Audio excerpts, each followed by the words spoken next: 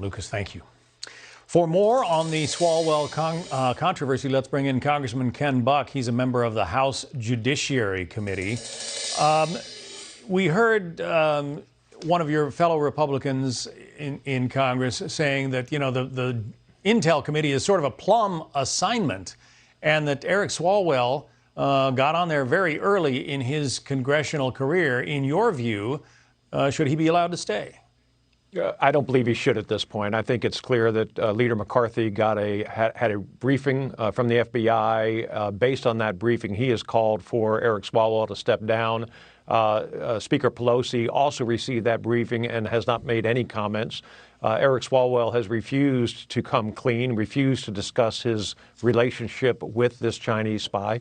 What we do know is that the Chinese spy helped raise funds for Eric Swalwell's campaigns and was able to place an employee into Eric Swalwell's office.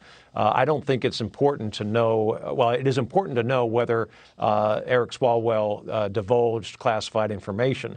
But I think it's more important to see how he handled the situation and whether he was forthcoming and whether he can be trusted. And that's really the issue. And so he may not have divulged classified information. Irrelevant, in my opinion. I think that it is really something that is it casts doubt on his ability to serve on an important committee like the Intelligence Committee. Well, his office says that once he was alerted to the fact that she was likely a Chinese spy, he cut all ties with her and hasn't seen her in 6 years. Is that not enough? No, I don't think it is enough. I don't know what happened before then, and I don't know how accurate that is because I haven't been briefed by the FBI. Leader McCarthy has and is calling for Eric Swalwell to be removed from the Intelligence Committee. Swalwell, we are told, is not going to participate in discussing the details of this story out of concerns about possible classified information. That's kind of interesting, isn't it? I mean, hasn't the horse already sort of gotten out of these barn doors? I think the horse has gotten out of the barn doors. I think the FBI has reason to protect sources and methods. I doubt very seriously that Eric Swalwell is withholding information to protect sources and methods, but rather to protect himself. Of course, Eric Swalwell not only ran for president as a Democrat, but also was quite critical of President Trump regarding the Russia probe. Here is House Minority Leader Kevin McCarthy on that. This is also the same man, when you asked him, a part of this committee, the questions that he raised, what he said about Russia and others. Many of the questions that he raised and posed to people or made accusations about people is actually what happened to him. It's what happened to him. So in your view, he ought to be booted from that committee? I don't think based on that alone should he be booted, but I do know that he raised serious issues. He said at one point that indictments were on the way involving President Trump. They were not. In fact, the exact opposite happened. Robert Mueller's investigation cleared President Trump of any conspiracy collusion with the Russians in that campaign. And so he has made a number of false statements along the way that have been inflammatory.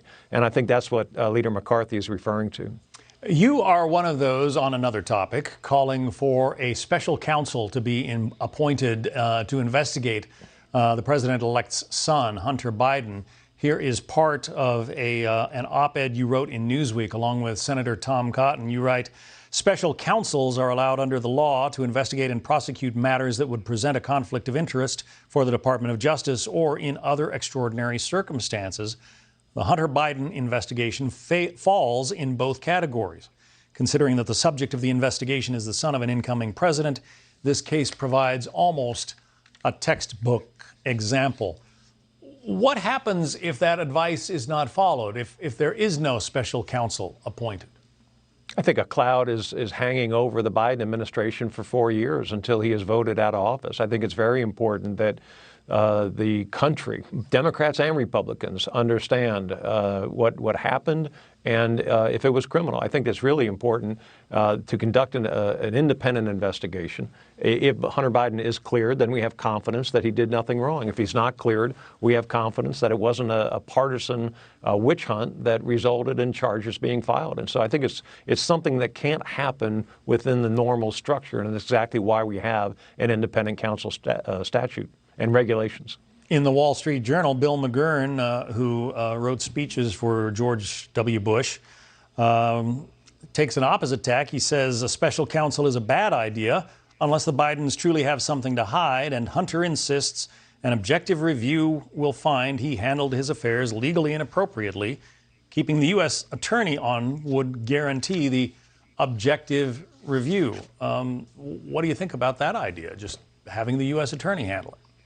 Well, first of all, one of the many types of charges that are being investigated right now are tax charges. Tax charges are investigated by the IRS, the Department of Justice. Political officials need to sign off on tax charges being brought against somebody. So there are a variety of interactions between political figures and a U.S. attorney. Not so with a special counsel. Republican Congressman Ken Buck of Colorado. Congressman, thanks. We'll have you on again soon.